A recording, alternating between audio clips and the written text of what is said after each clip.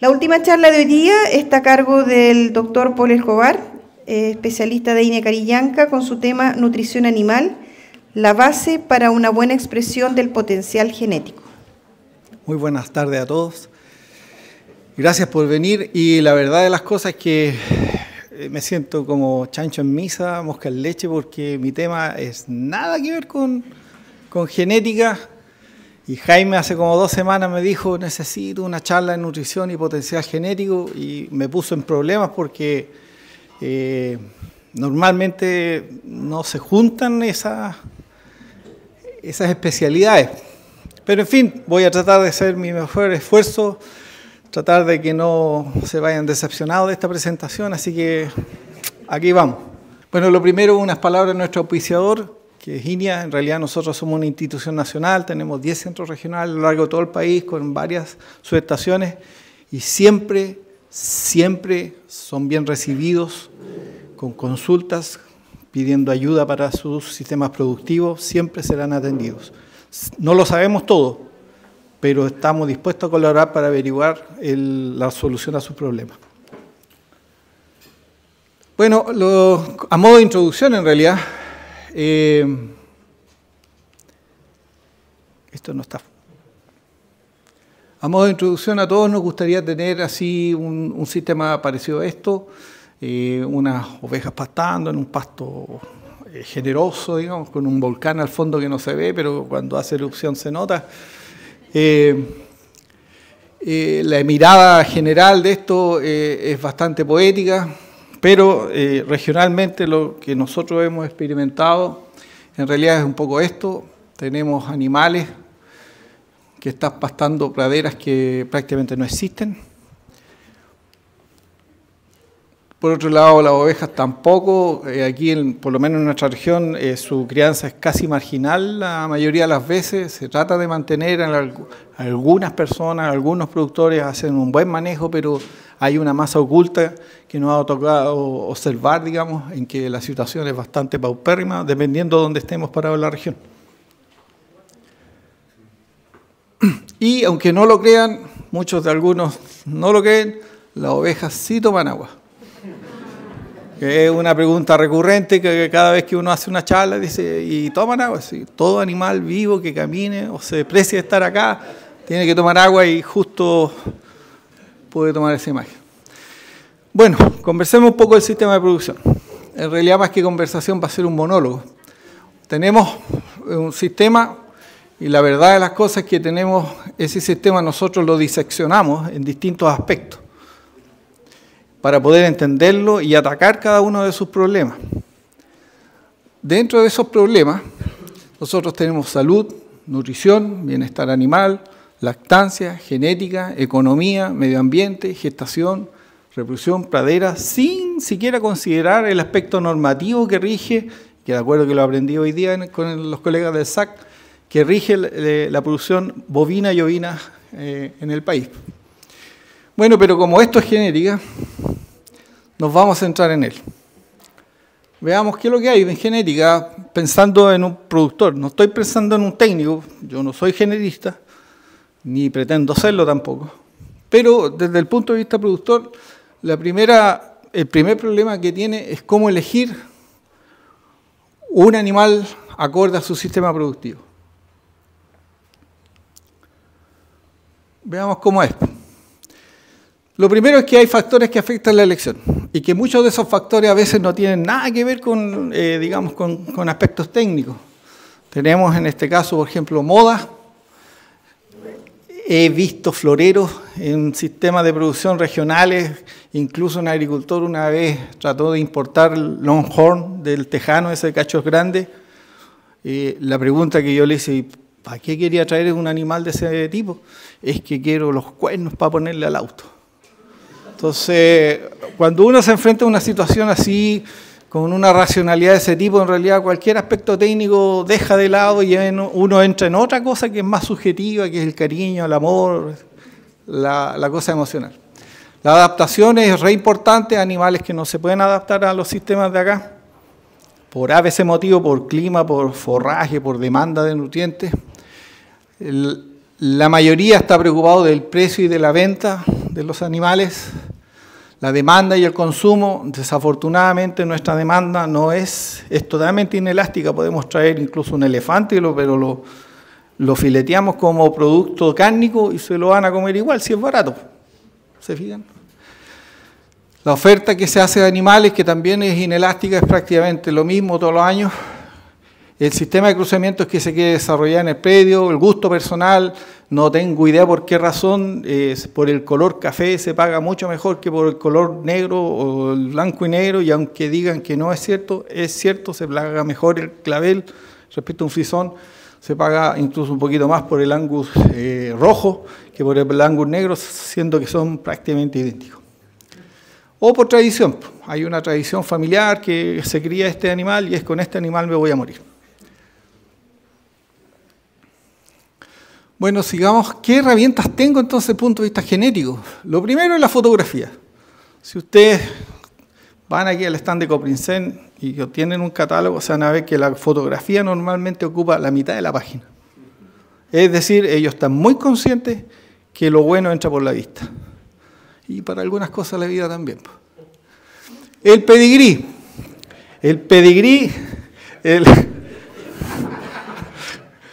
Nos conocemos un poquito. El pedigrí es la primera arma que tiene uno para seleccionar un animal, si es bueno o malo, conociendo los antecedentes familiares, paternos, maternos, y que normalmente están en los catálogos de carne, el pedigrí. Incluso hay colegas especialistas que conocen los animales de acuerdo a sus antecesores. En los catálogos de leche eso se ha ido dejando de lado, cada vez ocupa menos espacio, pero todavía existe.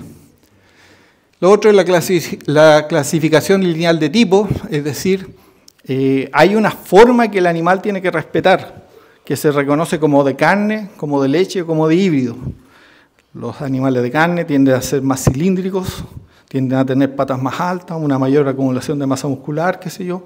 En cambio, los de leche tienden a ser más trapezoidales, por así decir, un pecho más profundo para permitir un mayor consumo de materia seca para producción. Las pruebas de progenie, que en realidad solamente los genetistas las entienden porque son un montón y que las empresas, como vamos a ver en un momento, se han encargado de tratar de hacerla intérprete para la mayoría de los agricultores con una situación bastante simple. Y ahora último, en algunos catálogos están apareciendo algunos marcadores moleculares, sobre todo los de leche, de los tipos de genes que direccionan beta-caseína, kappa-caseína, o leche tipo A1 o leche tipo A2, ya están apareciendo en los catálogos. Y seguidamente, aparte de eso, tenemos un montón de herramientas biotecnológicas, inseminación artificial, inducción del estro, que es lo más conocido en realidad, superovulación, como lo presentó Marilyn, transferencia de embriones, y también tenemos una herramienta que se llama cruzamiento, en donde nosotros podemos hacer cruzamientos de absorbentes, cruzamientos rotativos o utilizar razas para cruzamientos terminales.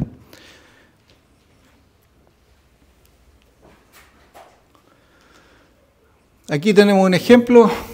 Este es el catálogo de una empresa del sector. La foto, como ustedes ven, ocupa casi toda la página. El animal está cepillado, el pasto cortado, incluso la luz viene para que brille el animal, perfecto. Hay gente que ama este animal, en fin. Después viene algunos datos de nacimiento y aquí viene lo interesante, la prueba de progenie. ¿Se fijan? Hay un montón de antecedentes, la facilidad de parto de la madre, el peso al año, el peso al destete, qué sé yo, que son ya cosas productivas que uno entraría a desear que sean así, que sean más rápido. Aparece la diferencia predicha en la progenie, el EPD, que significa que si ustedes tienen un rebaño de vacas y esas vacas nacieron de toros, el toro que viene de afuera tiene que provocar una diferencia respecto de la media que producían esos toros antiguos. Y eso se expresa dependiendo del indicador como porcentaje, a veces como kilos o como dinero. Después aparece otro concepto que es la confiabilidad, es decir, qué tan confiable es el dato que está ahí. Entonces, que tampoco se observa. O sea, uno ve a un agricultor y se va por la foto, pero esto no es confiable, porque tiene una baja confiabilidad producto de que todavía los toros se están probando y necesitan más datos para generar confiabilidades altas. pero en la medida que las confiabilidades son altas, también el precio del semen es alto. Y estos colores que colocan acá son, digámoslo así, de la empresa, en donde resaltan alguna característica que no se nota acá, pero aparece en porcentaje, un 10% respecto del peso al año, respecto de la población de toros donde se quiere colocar este toro nuevo, y así sucesivamente. Y si aún no entiende, le ponen estos sellos, como los sellos de los alimentos. Este toro es bueno para conformación, canal, qué sé yo, distinto. Ahí está la prueba de progenie, el pedigrí. En negro están los padres y las madres. Por el modelo que se utiliza para estas pruebas, la madre tiene un aporte genético equivalente a 0 o al promedio. Aquí en Chile no pude encontrar un catálogo de ovejas, este es neozelandés y es muy simple. Aquí está el dueño, donde vive, los datos, el pedigrí y alguna prueba, digamos, respecto de la ganancia de peso, el peso de nacimiento, la facilidad de parto, qué sé yo, y la foto y la recomendación del criancero. Este es el del lechero, mucho más complicado entenderlo. Normalmente está la foto, cada vez ocupa menos espacio, la conformación lineal de tipo, probablemente esté incorporado el componente de pata y ubre porque tiene que ver con la sanidad de la vaca, que sé yo, algunos aspectos positivos que este toro es capaz de transferir a sus crías.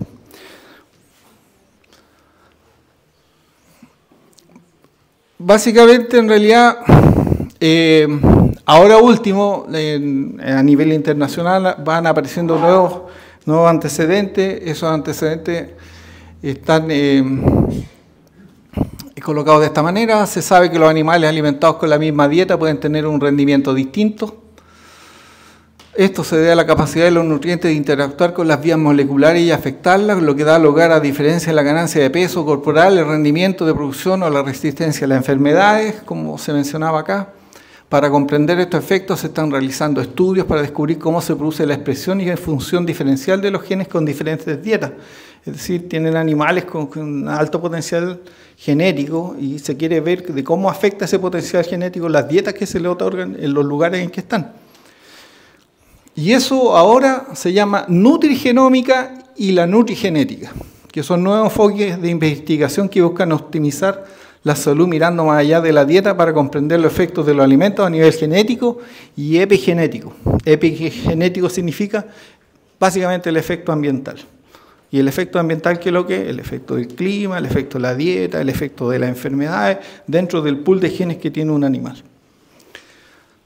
Ahora, si ustedes están pensando que voy a hablar de nutrigenómica y nutrigenética, están totalmente equivocados. Vamos a conversar de otra cosa. Básicamente, en genética, lo que ustedes tienen hoy en día es una navaja bien afilada, múltiple uso, pueden hacer lo que ustedes dispongan. Hay un catálogo impresionante de opciones para las cuales ustedes pueden acceder a material genético de alto potencial. O pueden generar material genético con su propio potencial, desarrollado en el ámbito que está en el ámbito donde ustedes trabajan, escoger los mejores animales e ir desarrollando su propio potencial genético. Bueno, hablemos de potencial entonces. Y en términos generales se me ocurrió este título, el potencial sin control. Porque de aquí en adelante lo que les voy a contar es un poco las experiencias que he tenido y que he recogido de algunos colegas en el poco tiempo que llevo acá. ¿Por qué sin control? Básicamente tenemos distintos tipos de animales con la capacidad, haciendo una metáfora, de transformarlo en un vehículo de Fórmula 1. Esa es la verdad. Podemos hacer eso, Chile tiene esa capacidad, ha desarrollado por años, hay colegas preocupados de esto que tienen el potencial y son capaces de hacerlo, sí. Pero el problema está en que para este potencial se requiere este tipo de combustible y no este. Y aquí es donde están, desde el punto nutricional, empiezan, digamos, unos problemas.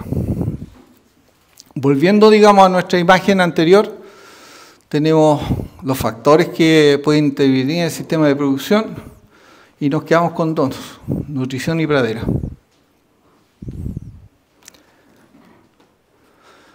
Bueno, el problema nutricional es este. ¿Cómo se sabe lo que estos animales requieren nutricionalmente? ¿Cuánto, como se alimenta de pradera, cuánta materia seca hay? ¿Con cuánto peso venderé? ¿Cuál es la distribución anual de forraje para asegurar una alimentación medianamente acorde al tiempo? ¿Cuál será mi estructura de rebaño? ¿Por qué pregunto por la estructura de rebaño? Porque los animales cambian su etapa fisiológica a través del tiempo. Por tanto, sus requerimientos cambian. ¿Cuánta superficie se debe reservar o consumir en determinado momento para poder realizar o cumplir con el potencial que estoy teniendo en el campo? Esto es lo mismo, es el mismo problema que tienen las señoras que tienen que cocinar. Si ustedes se fijan, es exactamente igual. ¿Qué vamos a comer mañana? ¿Cuánto le daría a mi marido que trabaja como loco? ¿O esta señora come mucho? Es básicamente como lo mismo. De información, nosotros conocemos las praderas, sabemos cómo sembrarlas, no tenemos problemas con su fertilización, sabemos interpretar todo prácticamente de cómo establecer praderas. El problema está en cómo lo utilizamos. De los silos también tenemos bastante información, por todos lados en realidad, la composición nutritiva normalmente, los periodos que se hacen, casi todo el mundo puede hacer silos tipo bolos si puede, el heno, la misma historia, y de los concentrados. De eso tenemos bastante información y esa información, afortunadamente para ustedes, hasta el día de hoy no se cobra, pueden acceder gratuitamente, están las tablas de composición para el ganado bovino del Consorcio de la Leche, que son gratuitas, uno lo puede bajar, y están todos los informativos que por años y decenas y bastantes años, los colegas que han trabajado en ganadería acá, nosotros también hemos estado tratando de hacer un aporte para la región principalmente con conocimiento acerca de este tema. Es decir, información hay. Y aquí empieza la cosa más personal. Esta es nuestra región, por si es que alguien no se ha dado cuenta, y a través de 4 o 5 años atrás, por gusto de distintos proyectos que se han ido ejecutando, nos han llamado a los colegas a hacer charlas en distintos lugares. Hemos estado en Angol, en Los Sauces, Traiguén, en la zona de Lonquimay, en Nueva Imperial bastantes veces, Tolten, Villarrica, Loncoche, en toda esta zona. Y siempre pasa lo mismo. Yo siempre soy de la idea que uno sabe algo, no lo sé todo, ni pretendo, pero ustedes también saben hartas cosas y también me pueden enseñar a mí algunas cosas, o por lo menos dejarme con la curiosidad de ir a averiguar algo. Pero en ese ir y viene cosas siempre pregunto lo mismo. ¿Cuál es la distribución del forraje que se siembra acá? Entonces todos me dicen 60% en primavera, 65% en primavera. Ok. ¿Y ustedes, cómo manejan ustedes los conceptos para entregar a los agricultores en materia seca? ¿Cómo lo hacen? No tenemos muy claro eso. Entonces nos hemos dado cuenta de que, a pesar de que en algunas áreas se avanza bastante, en el caso de nutrición, en realidad tenemos harto que hacer desde el punto de vista teórico básico. Lo primero es que, para mí, que ha sido una sorpresa, explicar el concepto de materia seca y transformarlo en elementos, en cálculos matemáticos, ha costado un montón. En todas partes hacemos lo mismo. La pradera tiene una gran cantidad de agua, una pequeña proporción de materia seca. Los concentrados tienen una gran cantidad de materia seca y una pequeña proporción de agua, pero sobre la materia seca es donde se hace la determinación de los requerimientos que se requieren. No se hace en otra parte.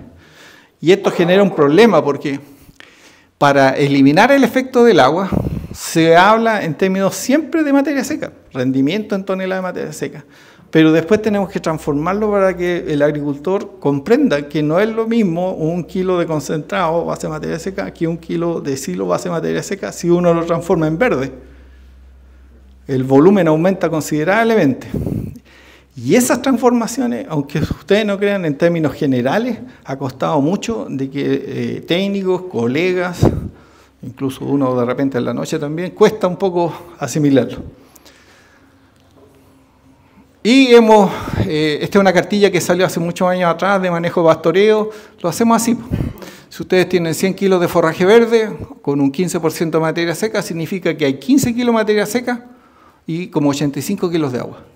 Pero el volumen es grande, po. Si uno antiguamente hacía silo tipo parva, la recomendación era entre un 22 y un 25% de materia seca. En 100 kilos que uno lograba colectar, hay 22 kilos de materia seca y 78 kilos de agua. Un silo ya premarchito que alcance, o el silo tipo bolo que se recomienda con un 32% de materia seca, que en 100 kilos de forraje tengo cerca de 32 kilos de materia seca. Y en heno, que aunque uno lo vea seco, tiene algo de agua, cerca de un 90, un 85% de materia seca, significa que en 100 kilos de heno tengo 90 kilos de materia seca y 10 litros de agua. Para explicar el concepto solamente de lo que es materia seca y de ahí recién a conversar de términos de rendimiento, consumos diarios, qué sé yo, de dietas. La otra pregunta es que yo le hacía a los colegas, ¿cuál es la distribución de materia seca de una pradera en esta zona? Y todos me decían 60%. Y nosotros, junto con la colega de forraje, la doctora Paulina Echeverría, hemos extraído información de un montón y hemos calculado también de lo que nosotros hacemos. La única zona donde se produce cerca de un 60% de la materia seca, incluso más, es Lonquimay. Y es porque el aporte de invierno es cero. Por eso se junta tanto en primavera. Pero ¿de dónde viene este 60-62% primavera? Y viene desde la Universidad Austral del año 85 más o menos, en donde sacaron una tabla muy general para distintas condiciones geológicas y colocaron que la pradera era a 60%, 62%. Y eso desafortunadamente se ha ido replicando en las universidades, en los centros de formación técnica, por los siglos de los siglos. Y la verdad de las cosas es que nosotros hemos detectado que hay variaciones bastante grandes en riego, con secano, el secano interior de Malleco, Lonquimay o la Cordillera Dura, Gorbea, qué sé yo, Villarrica, son distintos. Pero al utilizar estos datos, el dato del 60%, se está sobreestimando la producción de forraje, lo que a la larga va a llevar a un círculo vicioso de hambre, en cierta manera. En el fondo, si ustedes fueran los que están encargados de alimentar la familia, están suponiendo que tienen alimento, pero que no está, que a la hora de servirse simplemente escasea.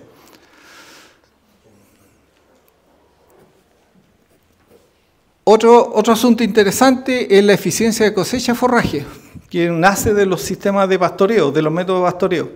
Lo que se informa, por ejemplo, nosotros aquí en Carillanca tenemos históricamente cerca de 7,5 a 8 toneladas de materia seca anualmente en praderas, en un año bueno en realidad, pero eso no está disponible totalmente, porque no se puede consumir todo. Hay una merma respecto de lo que se deja y eso depende mucho del método de pastoreo que ustedes utilicen. Mientras más eficiente sea el método de pastoreo, más alto es el consumo, pero nunca van a llegar al 100 ni espero que lo hagan. Y dependiendo del sistema que ustedes tienen, es la eficiencia de cosecha. Por ejemplo, si ustedes tienen un sistema de vacas de carne, que lo tienen semi-intensivo, con pastoreo rotativo, con 6 potreros, más o menos podrían pensar en un 60% de eficiencia de cosecha. ¿Qué significa eso? Que si tienen ya las 8 toneladas durante el año y tienen este sistema de pastoreo por todo el año, van a solamente utilizar 4,8 toneladas de materia seca, cuando mucho. Esto tiene otro alcance que va por el costado, que tiene que ver con el costo del kilo de materia seca. Porque si a ustedes el kilo de la ración les cuesta, por decir un valor redondo, 200 pesos, y utilizan la mitad de esa ración, es como si estuvieran pagando 400 pesos por el kilo. Por simplemente no ser eficiente en ese consumo. Bueno, los factores que afectan al requerimiento son edad, peso, estado fisiológico, ambiente, y eso está registrado en distintas publicaciones que desafortunadamente están en inglés, en donde se colocan los nutrientes, o sea, los requerimientos de los nutrientes. La última es esta del año 2007, en donde la gran gracia que trae esta actualización, que es americana, es que incluye las cabras. Antiguamente las cabras se asumían que tenían el mismo requerimiento de ovejas, pero acá hacen una separación. Por lo cual es re importante, por ejemplo, la zona del Inquimay, que es bien importante, o que tiene una gran cantidad de caprinos como rebaño, hay una publicación que es posible de acceder por el tema de las cabras. Y viene así, aparece el peso corporal, el cambio de peso diario en gramos, la ganancia de peso, en este caso de ovinos, pero también es para los ovinos igual, el consumo de materia seca en kilos o en libras, el porcentaje de peso que para poder calcular el consumo de materia seca por día, distintas formas de expresar energía, como nosotros aquí en Chile, cuando ustedes hacen el análisis de alimento tradicional, la expresión de energía es energía metabolizable o energía digestible. Nosotros utilizamos todavía de energía metabolizable, proteína cruda, minerales y vitaminas. Siempre viene así y aparece aquí las ovejas en mantención, el momento del flashing, cuando no están lactando, los primeros 15 días, las semanas de gestación y así, las distintas categorías de animales, para melliceros o para ovejas simples. Eso existe. El problema es que está en inglés. Y nosotros estamos haciendo un esfuerzo, digamos, por tomar esas tablas y colocarlas dentro de la biblioteca, pero traducida al castellano. Para ganado de carne también existe lo mismo, existen hartas publicaciones, he rescatado esta que estuvo incluso aquí en Carillanca, afortunadamente logré conseguirme la segunda edición, que enseña un método bastante sencillo de cómo calcular raciones y más que raciones, cómo alimentar. Y esta es la última de requerimientos para ganado de carne del año 2015, que es un libraco más o menos grande donde aparecen también las tablas y viene con un sistema para que se cuelga el Excel como librería en donde uno puede hacer las raciones de sus animales. El año pasado o antepasado apareció la actualización del ganado de leche, que mucho me acuerdo que este otro. Básicamente existe la información de cómo alimentar animales, pero es muy poco utilizado aquí en nuestra región. Y quizás me atrevería a decir en la zona de los lagos y de los ríos. Pero aparecen cosas interesantes, por ejemplo, para distintos tipos de razas, en este caso de bovinos, para distintas ganancias de peso, establecen el requerimiento mínimo que tiene que ser satisfecho con la dieta. Y aquí es donde entra el juego el potencial genético con la nutrición. Porque si yo tengo un animal que estoy seleccionando para que alcance niveles altos en engorda de peso, yo tengo que darle un combustible más o menos bueno. No puedo aspirar si tengo esto en casa. No lo voy a lograr. Y lo que yo he visto es que no lo logran. Y le echan la culpa al toro. Y el toro queda mirando, porque si no hay comida, ¿qué quieres que haga? Pues si me están dando, yo necesito buen alimento, con buena energía, pero me están dando paja de repente en épocas del año, ¿qué quieren que haga? O sea, no se puede. Tiene que ir acorde a eso. Y este problema es más o menos grave porque por lo que nosotros hemos visto en la región se maneja muy poco estos conceptos de qué densidad energética o cuánta energía tiene que consumir o cuánta materia seca tienen que consumir los bovinos de carne y peor todavía en las ovejas, que simplemente se desconoce. Lo que dijo aquí el colega en forma indirecta, lo que no se mide no se puede controlar. Para establecer los requerimientos, yo necesito hacer ciertas mediciones que son básicas, pero que no sé por qué razón cuesta mucho hacerlo. Y eso depende de ustedes. No depende de mí, sino que depende de ustedes. Y esto los llama a ustedes a transformarse en activos evangelizadores de lo que estoy diciendo. Lo primero, una cosa tan simple como el peso. No se puede hacer raciones si los animales no se tiene una estimación real de lo que pesan. Eso es así. Si viene un señor y me dice, oiga, mi vaca que ¿Le puedo dar concentrado? ¿Pero qué peso tiene? Ah, no sé, es como de 3 años. Pero viene saliendo el invierno y está flaca. No, tendría que tener ¿Alguien es fanático del Señor de los Anillos aquí? ¿Alguien? ¿Un palantir? Para observar la vaca a distancia y ver más o menos cuánto puede comer. Y resulta que en el caso de los ovinos, que es lo que la mayoría se ha conversado, una balanza de resorte cuesta 3.000 pesos en una ferretería, una un poquito más elaborada cuesta 8.000 pesos, la que nosotros compramos para pesar ovinos nos costó 120. Pero esto y esto se puede usar, está fácil adquirirlo. En los corderos es más fácil todavía, se cuelga, se usa un saco y se coloca el cordero y se pesa. En la oveja también, incluso estas balanzas de resorte llegan hasta 100 kilos. Alguno dirá, pero es que no da un peso exacto. Pero es que eso no importa. ¿Cuántos tienen balanza en su casa en el baño? Que levanten la mano, confiésese aquí mismo. Yo tengo una que nunca da el peso que yo quiero, pero la tengo. Bueno, lo que ocurre es lo siguiente, la verdad es que el peso exacto no lo necesitamos. Necesitamos saber la variación de peso que tiene y un peso aproximado para poder estimar una ración.